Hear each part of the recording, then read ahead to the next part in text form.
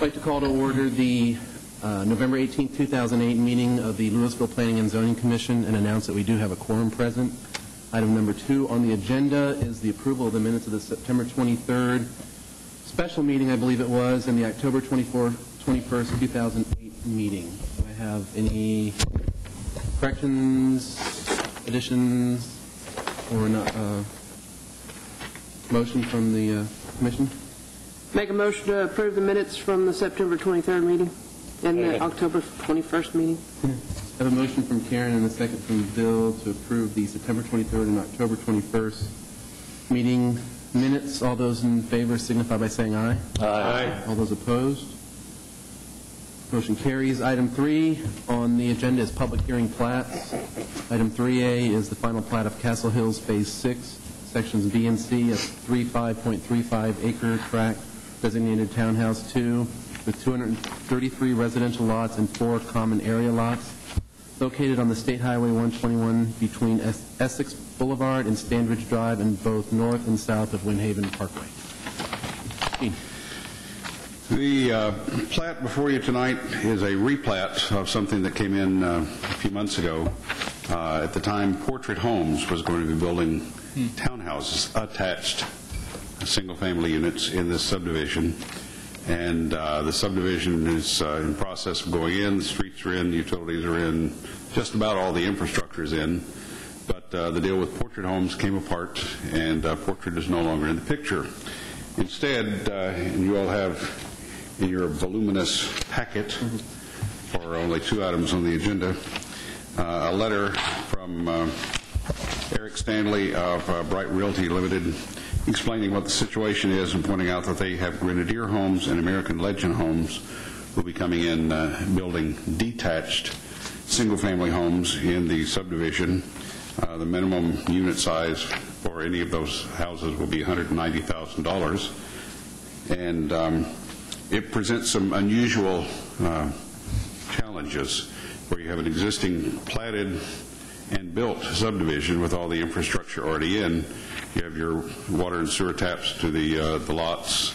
You have your inlets for drainage. Everything's kind of in place based upon a townhouse attached single-family development, and now somebody wants to come in and build on a bigger lot and a different type of product. So that's the reason for the number of variances. David and I are going to split up the variances. I'm going to do the ones that involve English. He's going to do the ones that involve math. Okay. Variance number 1, allow townhouse zoning for the sections. This is a technical variance for townhouse 2 zoning. At the time of the 1996 agreement between the City of Louisville and the Bright Family Partnership, the TH2 zoning category did not exist. And as was approved on the previous plat that this is replatting, the council agreed to, in effect, an amendment to that agreement to allow the TH2, which was then is now a new category, to be used in that development. At the time in 1996, we created 2 new zoning categories, estate townhouse and town estate, but there was no TH2.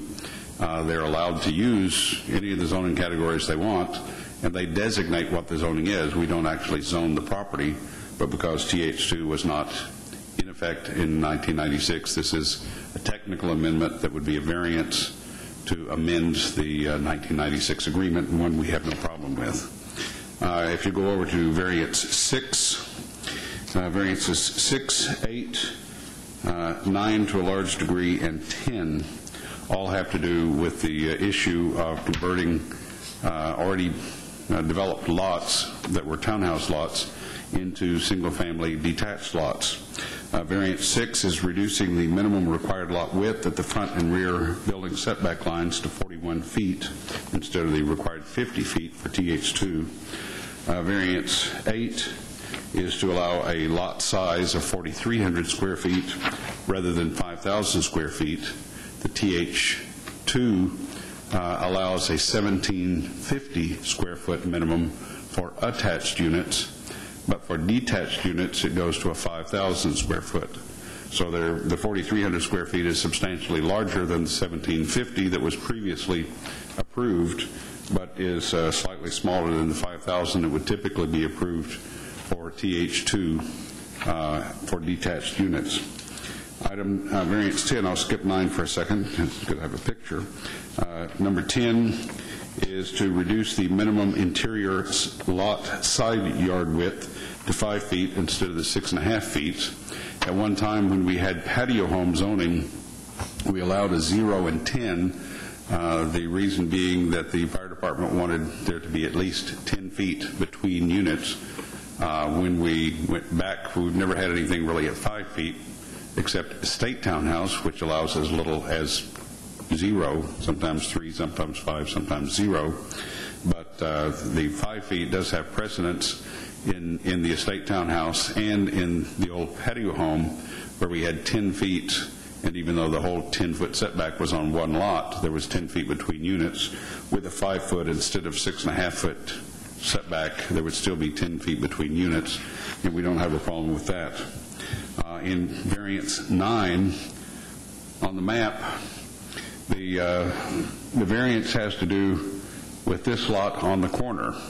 The ordinance requires that from corner to corner, from this corner, say, to that corner, if there is a front yard anywhere along here, that this lot, because it sides up to that street that has front yards, that lot has to have the same front or side setback that these have front setbacks. So that in theory, if you have a straight street, you have all these houses lined up in a row, and then all of a sudden on the end of the block, you have a house that's, say, 15 feet or 10 feet or 5 feet or whatever it is from the side property line that kind of sticks out in front of the others. In this particular case, because it's a cul-de-sac street, this lot is around the corner. You couldn't see it from over here anyway. This lot, the house is going to be further back because it's actually on the cul-de-sac also. These two will be out at the standard setback, and this one they're requesting the variance on to be able to have a smaller side setback and not have to honor the front setback that these two lots have to be used on this lot. And because of the configuration of that block, we don't have any problem with that request. Variance 11 is allowing a number of lots in a block before a fire break, which is required to be 18 lots per block in the ordinance. They have 19 lots in Block H and 20 lots fronting Eastland Drive. We're in process of rewriting the General Development Ordinance, and that particular provision is one of the provisions that we'll be recommending be removed from the ordinance. That was placed in the ordinance at the time when wood shingles were very popular, and the concern was if you had a long row of 40 houses in a row, all with wood shingles, and a fire started at this end and there was a strong wind, then you could lose 40 houses really quick. So we did some computations as to what our typical block length was, and it came out to 18 lots could fit in that typical block length for R75 zoning. So we went with 18 lots per block. But the fire marshal is indicating he will recommend that be withdrawn from the ordinance because of the fact that there aren't wood shingles used very much, if at all now, and the ability to fight fires is considerably improved from what it was back at the time that this was put in the ordinance. So staff has no problem with that variance. Are there any questions about those variances? Gene, let's see, variance 9 was only on which ones? Oh, 6R? Yes. On this, Just that one? So of the whole thing, that's the only one that needs the variance? right. The side street setback proposed for this lot is 10 feet. The front is how much then? The setback for these lots is 17.5 feet. So by the ordinance, this would have to be 17.5-foot side yard. So it lines up the side of it. So that it theoretically lines up with the fronts of these houses here. And what is the piece in the middle of it all? This is an HOA lot through here and back to the back here.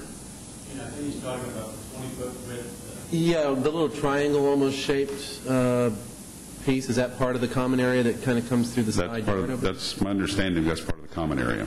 So the person in 8R does not join to the property on 6R there? There's like a little gap in between? That's correct. There is a 20-foot separation at the street. And why is the ordinance generally there for just curb appeal? Really, so you don't... The ordinance is there primarily for curb appeal, particularly when you have row after row of houses that are all set back the same amount, and then the one house on the end, because it faces a side street, then sticks out in front of the other houses. It's a curb appeal. It's not a health, safety, and welfare kind of issue. In this particular case, the lots on that side of the street, only two of the houses will probably be at the same distance back from the street from a visibility standpoint. Maybe this is one of David's math ones, but that coming up on Wagon Castle Lane, that's not going to affect any site, having that house so much closer, the side of the house so much, well, I guess the house won't be there, so there, it's just the side of the... I mean, the house could be right on that 10-foot line, I assume, correct? Yeah, if the street on the north turned in behind instead of cul-de-sac, there was more land there and it turned in behind, so that for lot 6R, there was a house behind it that backed up to it, then it would be just a standard side setback. But because from the corner of 6R back to the cul-de-sac, there is a lot that has a front yard on that street, then the ordinance requires the side yard of 6R to be the same setback as that front yard. I'm thinking more of what it's going to be either for someone turning east, I guess it is, if this is a north-facing we're looking at. They're turning east off of that Wagon Castle Lane to Band's Crown. With that side of that house being so much closer to the edge, does that affect them turning, well, probably even more turning from, going west, turning south? Does that affect? No, that may be one of the variances that David will be dealing with, but from, without looking at those variances, which this would only be part of it. It's not that big of a deal, especially since you have that little piece of common area that's going to... But if you didn't have another lot down the street, then this would be just a standard street intersection. Okay. The only thing driving this particular variance is the fact that there's another lot down the street that fronts on that street. For this particular type, 10 feet would be acceptable normally anyway. That's correct. Okay, unless, as far as the side setback, David may have some other things as far as the triangular distance, but it doesn't affect that variance that I'm going over. Okay. Any other questions? And the representatives, the owners are here if we get into really technical issues that you have questions about, but hopefully with the packet we've sent you and with our explanation, we can answer most of your questions. Okay. Any other questions? Anyone? Is that piece in our packet? I found it. Is that one? That paper map, she's asking if it's in our packet. Yeah. We don't have it on the screen. Yes, I got that out of the packet. So one of these that folds out. Got it. Number 4 of 6. Thank you.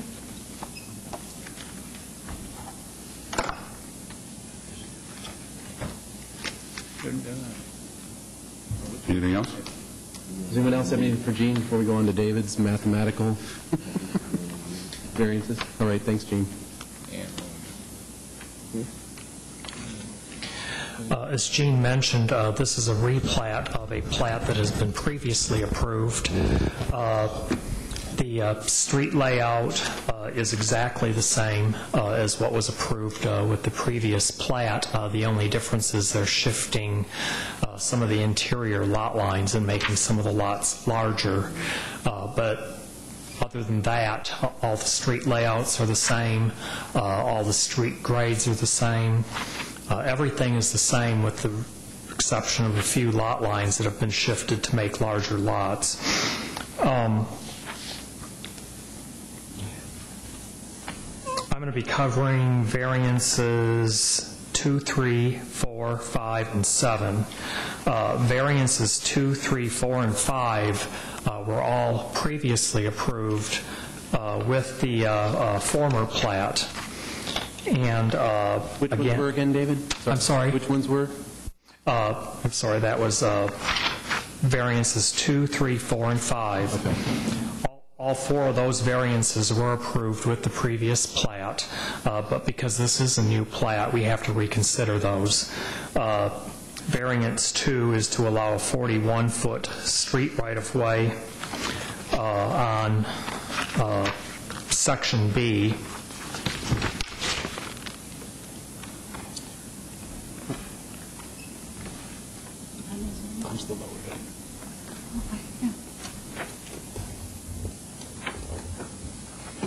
Section B is the small section up close to Highway 121.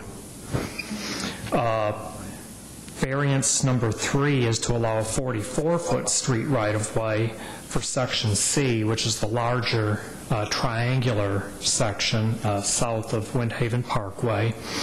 In both cases, the developer will dedicate a 6-foot wide sidewalk and utility easement behind the right-of-way.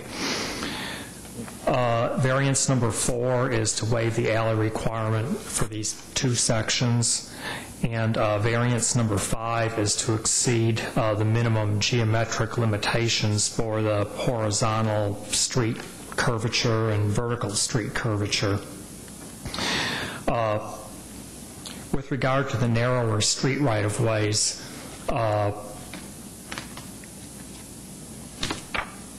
typically we have a 50-foot street right-of-way with no requirement for an easement behind the right-of-way line. So you have a total of 50 feet.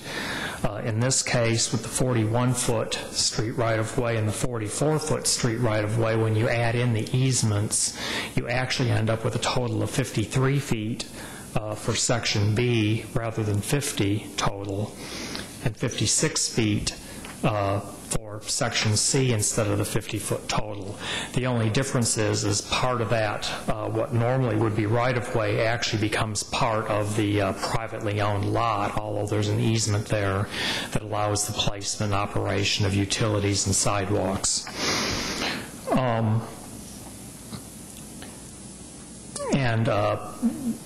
Especially with regard to the 44-foot right-of-way, that's been a fairly common variance for other sections of Castle Hills. The reason for the 41-foot right-of-way in Section B is the fact that it's sort of sandwiched between the existing alignment of Windhaven Parkway and State Highway 121. And, of course, the developer didn't really want to back single-family residential right up to Highway 121 and felt that it would be good to leave some space between the residential and Highway 121 for future, commercial use rather than residential. So because of the space limitations, they've asked for a slightly smaller right-of-way than they've asked for in previous cases. Staff recommends approval of those two variances. Variance 4 was the one with regard to the alleys. In Castle Hills, lots that are smaller than 10,000 square feet require alleys. In this case, all the lots are less than 10,000 square feet. So, of course, they would require alleys, but because these are relatively small lots that will contain a townhouse, although detached, but they will be considered a townhouse-type product, and they're relatively narrow, if the driveways were in back, it would leave a very narrow, if any, private backyard area for the homeowners to enjoy. So because of the size of the lots and the narrowness of the lots, the developer would prefer to provide a product that has a private backyard as opposed to a backyard that's almost all driveway.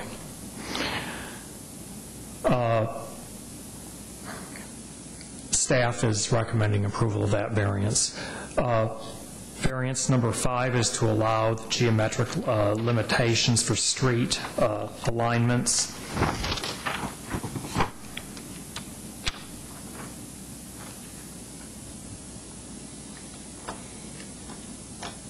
basically what the variance is in I guess,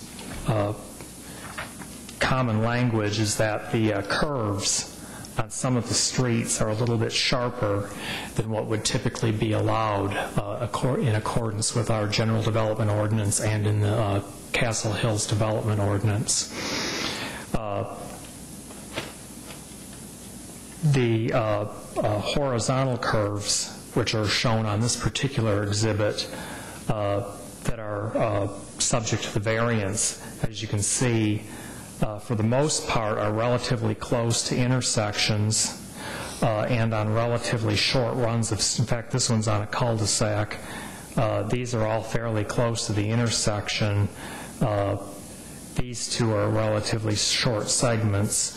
There are sections that are typically, you're not going to have a 25-mile-an-hour speed anyway. Most of our design standards for residential streets are based on a 25-mile-an-hour design speed. And in these locations, it's highly unlikely that you're going to find anyone driving 25 miles an hour just simply because of where those curves are with relation to intersections and things of that nature. So we don't have a problem with that.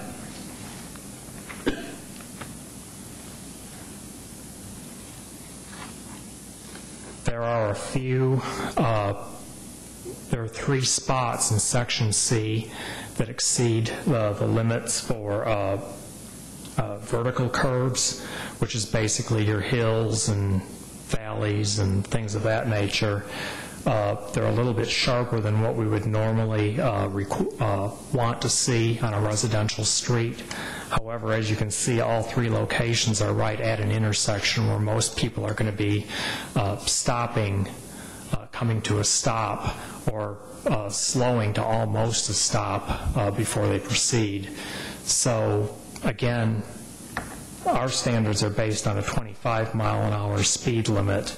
All 3 of these locations are places where it's very unlikely that anyone is going to be driving anywhere near 25 miles an hour. So staff doesn't have a problem with that either. The only new variance for this particular section is variance number 7. And it's basically to revise the way we apply site visibility triangles to the intersections. And I think our chairman, that was one of the questions you had a question about on one of the previous variances that Gene presented.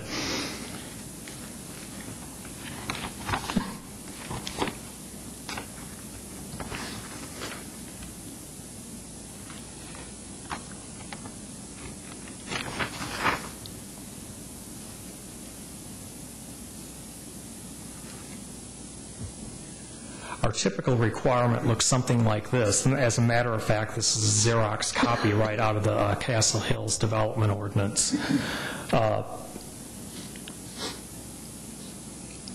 Normally, we require a 45-foot by 45-foot triangle to remain clear of obstructions at an intersection, which means, no trees, buildings, fences, things like that would obstruct the view of oncoming traffic coming from the side street.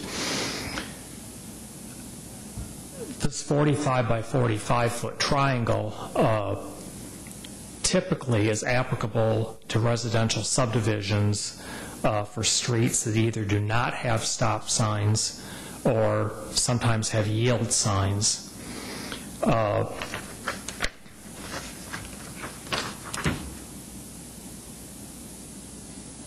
This is another page out of the Castle Hills Development Ordinance. There was a variance that was granted to Castle Hills back at the very beginning that was incorporated into the Castle Hills Development Ordinance that says that they're allowed to have streets that intersect at less than 90 degrees.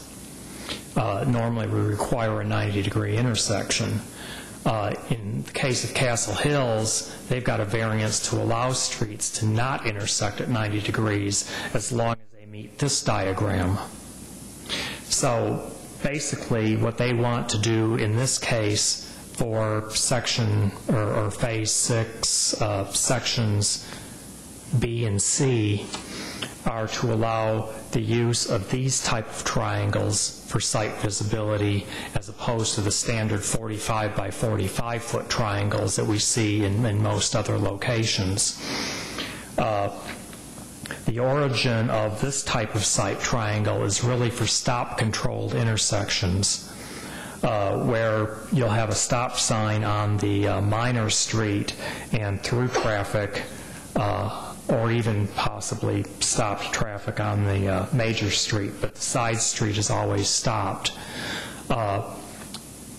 In these two sections of Castle Hills Phase 6, the developers indicated that all the internal residential intersections will be stop controlled.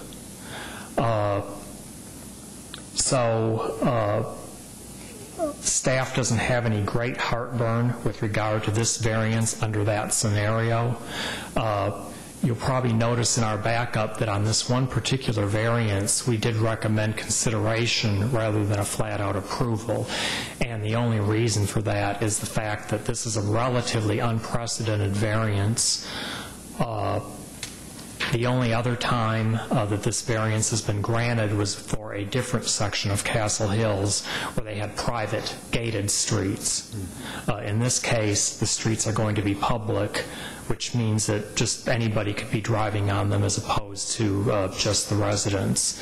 So it's a little bit different than the one other time that we did recommend approval. But other than that, they are all stop-controlled intersections, and so we are recommending consideration of that particular variance. I should note that in this case, this dimension is 10 feet from the back of curb on the minor street, and for a 25-mile-an-hour speed limit, this dimension is 250 feet. So you have a real narrow, long triangle. The reason the developers want to do that, again, is because of the relatively small size of the lots. The setbacks that they're proposing are a little bit closer to the street than normal, and if we go with the normal 45-foot site triangles, it clips into their building pad areas where these alternate triangles typically don't cut into the building pad. I'll be glad to answer any questions you might have. And again, as Gene noted, the applicants are here this evening too, in case you have any questions of them. David, do we require them to put stop signs up at these minor intersections inside the subdivisions? Well, this is in the extraterritorial jurisdiction, and we don't inspect them. They have third-party inspection, and the city of Louisville does not enforce traffic violations, I guess, out there. So I don't know that there is a there's a requirement that they have stop signs, although I've driven in most of their subdivisions, and I can say that in their residential subdivisions, for the most part, all the intersections are stop controlled. Thank you. Does anyone else have anything for David? Dave, I have two questions. If I can remember them both now. First of all, when you say these are stop controlled, which Karen just, I guess, sort of alluded to, what does that mean? Does that mean that certain stop all ways, the minor street coming onto the major one, what are you saying is stop controlled in this instance? I mean, like in that original diagram, yeah, like where are they stopping? Okay, well, if you look at the, there's a, in your packet, you've got an exhibit for variance number 7, and it shows little circles on all the intersections where this is going to apply. Right. You can see for the most part, all of these are T intersections rather than, four-way intersections. There is actually only one four-way intersection. So obviously the stop control is going to be on the stem side of what would be considered the T. And then this intersection, I've been told, will be a four-way stop. Another thing that we should note it's actually rather important, is that this variance will not apply to any intersection that includes Windhaven or Essex Drive, which is a collector street on the perimeter of the two sections. This variance will only apply to these internal residential streets. Okay, so for these ones that were marked, what will be the visibility triangle?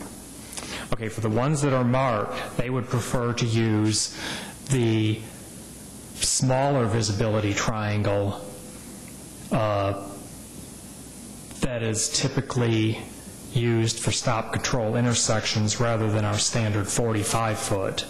And is that the other one you showed us, the Castle Hills one? Or? Yeah, well, actually, both of them apply to Castle Hills, but what they want to do is use the smaller one for a different type of... It's a little bit difficult to explain. The 45-foot is the standard. It applies to all residential intersections in the city and out in Castle Hills. Okay. Castle Hills has an exception which allows them to use this alternate site triangle to determine whether or not a non-90-degree intersection is going to be acceptable. Okay. What they want to do is take that alternative method and apply it to a different application. They want to take that alternative site triangle and apply it to the visibility triangle that would normally be 45 by 45. They don't want to just use it for non-90-degree intersections. Oh, okay, so that one is normally for non-90-degree intersections? Yes, in Castle Hills, they can use that smaller visibility triangle to, I guess, to support non-90-degree intersections. Can you put that one back up again?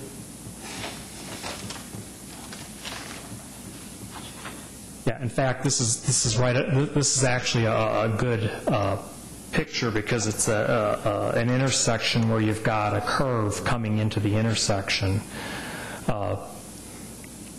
In Castle Hills, these intersections can be at various angles. They don't have to be at 90 degrees. With the condition that they can apply this site triangle and they'll meet the minimums based on this site triangle. If they have a non-90-degree intersection and they can't meet this, that means they have to revise the intersection. In Castle Hills, that's the one application that they can use this intersection on without a variance. So basically, they're taking one application,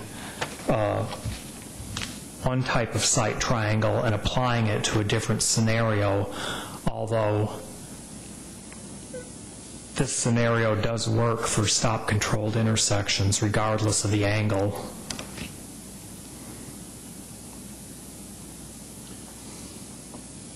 So maybe this is for them to answer, but I guess my question is why, if normally the 45, this 90-degree one works in other places in Castle Hills, why is it not working here? Is it because of the fact that we're changing, from the townhome to the single-family detached, and it just doesn't fit the way the lots are sized and positioned? And well, and they'll probably want to answer this too in more detail, but just as a general response is that the 45 by 45-foot site triangle that we normally apply cuts into the corner of the lots. And it means you can't put a big bush up there that's tall. Or in this case, because of their house product and because of the types of setbacks that we're looking at in this particular section, it would limit their building pad. based on the setbacks that we're dealing with and the size of the lots that we're dealing with in these sections, if we apply the 45 by 45 site triangle, that means that they really can't use those minimum setbacks, because if they did, the corner of the house would encroach into that area. So in exchange, I guess, they've agreed that all the intersections are going to be stop controlled, and they prefer to use the other type of site triangle that I've actually sketched on here in red. And as you can see, the other type of site triangle that we're talking about, the long skinny one that they want to apply for stop controlled intersections, doesn't get into the building area at all. And they can talk to you more about the lot sizes and the type of products. I have no plans for landscaping down those edges or anything, so. Well, and there, I don't know. Right. They can answer that, but. Because obviously if you put up any type of landscaping sort of down the sides, which some of the housing products do, they want to sort of landscape those street fronts and street sides, then you can't really do that. So they have to leave that completely open on almost every entire stretch. So. Right, and to be honest with you, with the long, narrow site triangle that they prefer to use in this section, for the most part, it really affects the right-of-way. So it would keep them from planting, tall shrubs or planting, trees, out in the right-of-way, but it really wouldn't preclude them from putting, landscaping back behind the property line. No, certainly not. And of course, nobody will probably enforce that, so. Well, and I don't know how they enforce that out there. Yeah. I know in town, we have code enforcement officers, and, when people plant shrubs and trees out on the corner and it blocks the view, we have the ability to get them to, remove those. And do we have any, I guess one last question, do we have any idea sort of up front of how, I'm trying to figure out how to ask this, the city attorney, the city council's general feel on this up front before it even gets to them? Do we have any idea? Okay. Because obviously you're saying this is a fairly unprecedented use of this type of triangle. Well, correct. The only other time we've ever done this was for a different section of Castle Hills. And it was similar in the fact that they were all stop-controlled intersections. The only difference was that they were private gated streets. On that particular variance, I think it was Section 4C of Castle Hills, there didn't seem to be any heartburn on the part of the city council in that particular application. Now, whether the fact that these are public streets instead of private streets will cause the city council to have any heartburn, I have no idea, because again, this is relatively unprecedented. Okay. Great. Thanks, David. By the way, did we, maybe I missed it, but did we, maybe Gene covered it, did we speak to number 1? I was kind of marking as we went, and it might have flown by so fast I didn't hear it, but doesn't seem to be anything that's shocking. Yeah, we touched on all of them. If you have any questions about any of them, we'd be glad to go back over them. Okay, I'm good. Okay, any questions for Gene or David before I open Is this this? the most variances we've ever done? It seems like it to me. I've been here, 8 years? I think Portrait, with their first development on Corporate Drive, still holds the record for most variances. Really? We went over 11? I believe they had 12 or 13.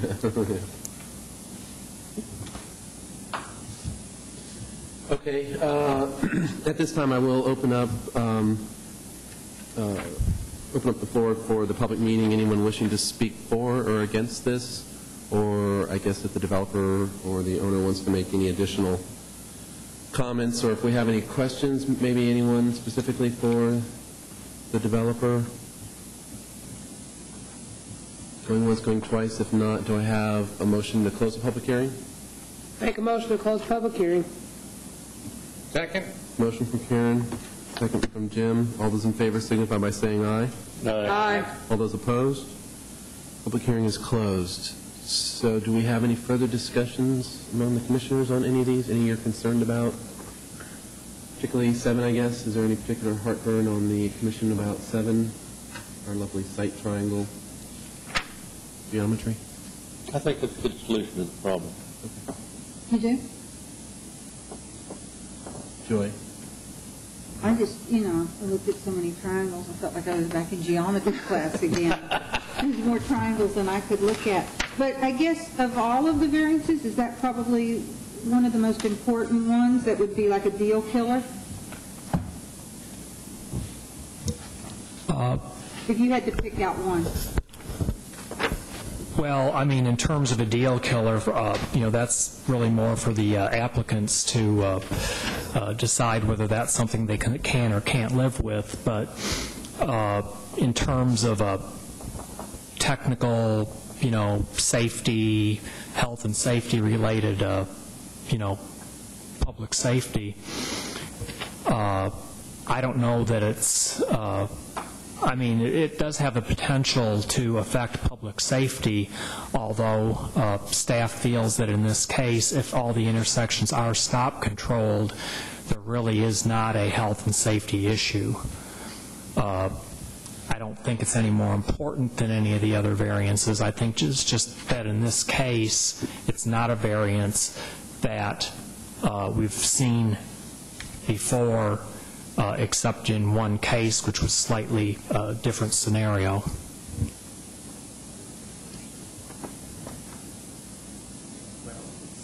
But you did confirm, David, that the city of Louisville does not check to make sure these become stop control.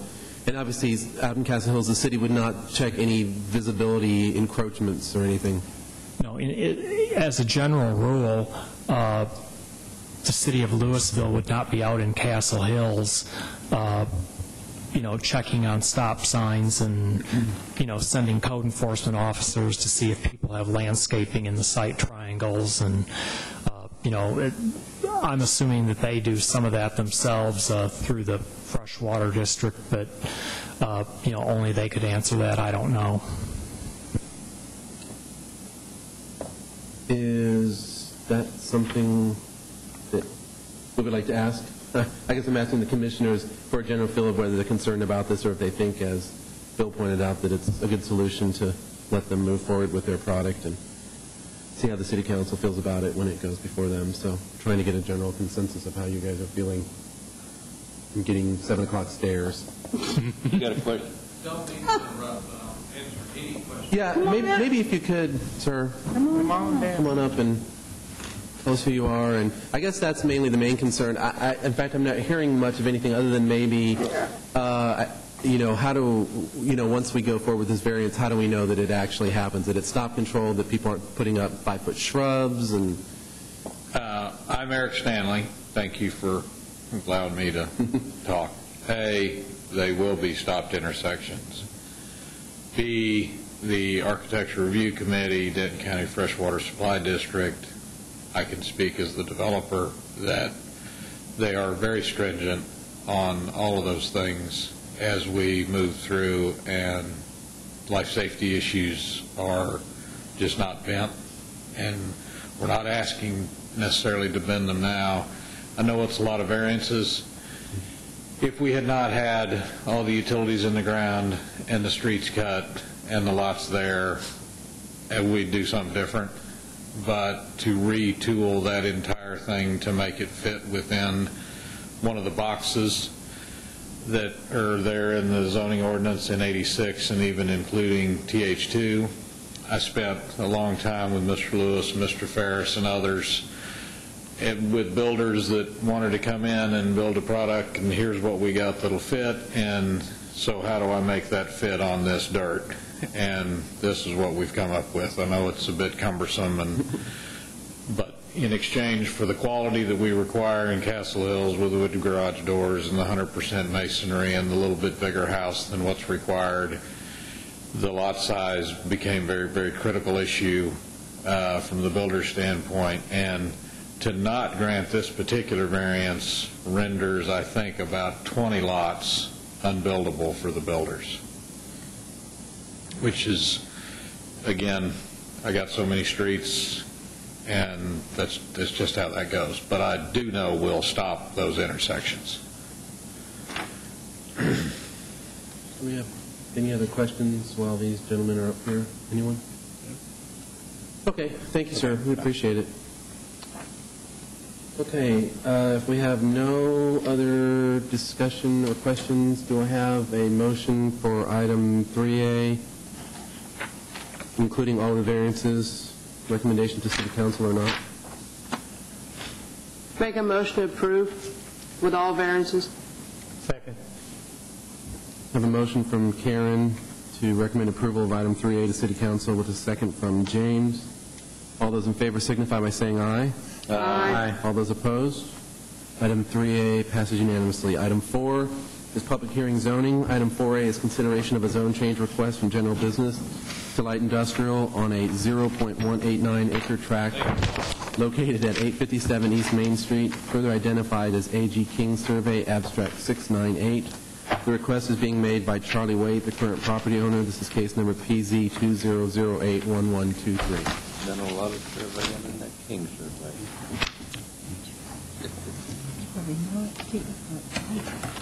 That's Louisville.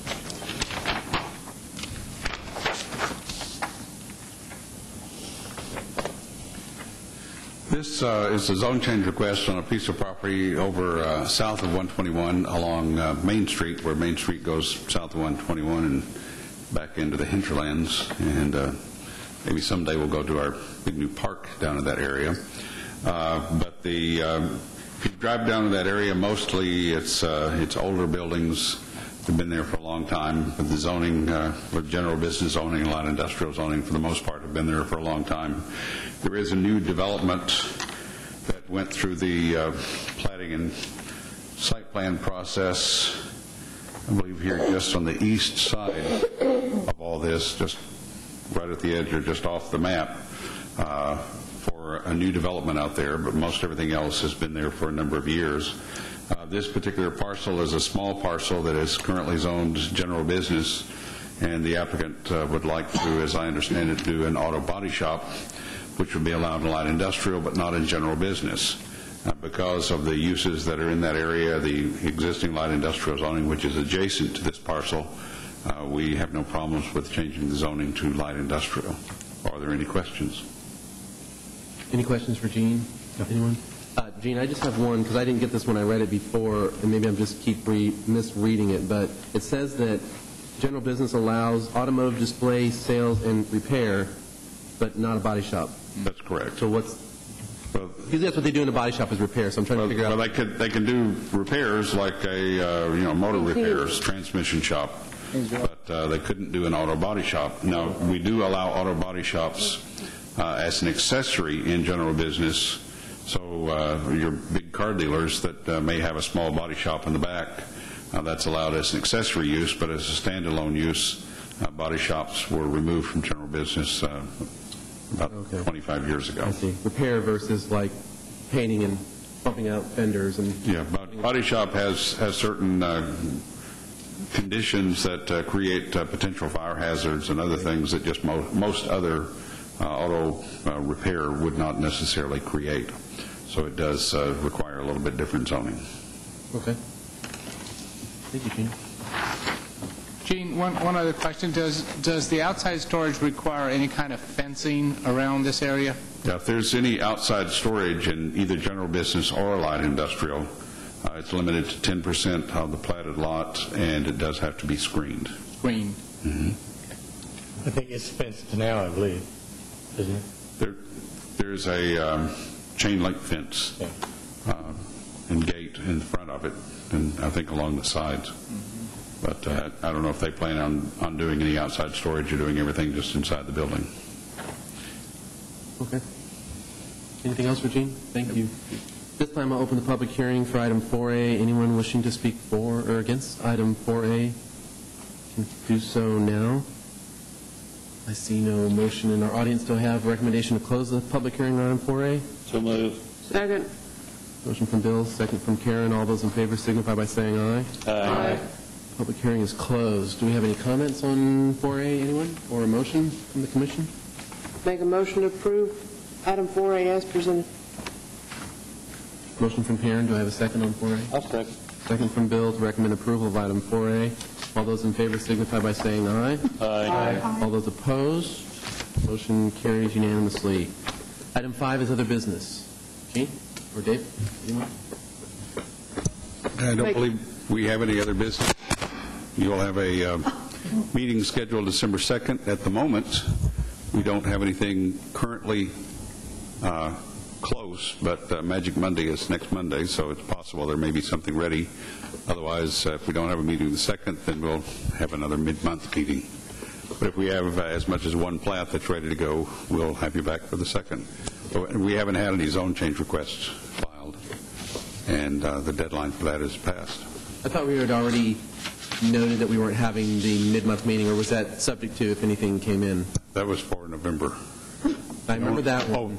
No. In November, we said we were going to have a first month because of the election, and then December, we said we were going to only have the first. We may only have one meeting in December, but we don't know if it'll be the first one or the third one. If there are plats that are ready to go, by law, we need to go ahead and take action on them.